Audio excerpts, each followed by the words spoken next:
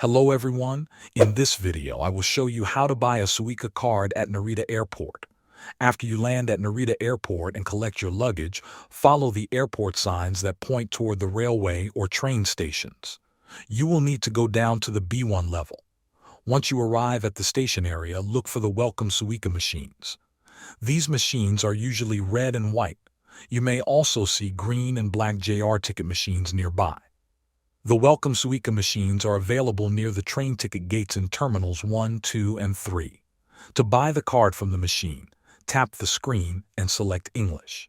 This will change the machine language and make the process easier to follow. Next, select Welcome Suica from the main menu. The machine will then ask how much money you want to add to the card. You can usually choose an amount between 1,000 yen and 10,000 yen. Insert your Japanese yen cash into the machine. Some machines also accept credit cards, but cash is the safest and most reliable option. After payment is complete, the machine will print and release your Welcome Suica card along with a receipt. Take both items before leaving the machine. You can now use the card on trains, subways, buses, and even in convenience stores across Japan. Thanks for watching.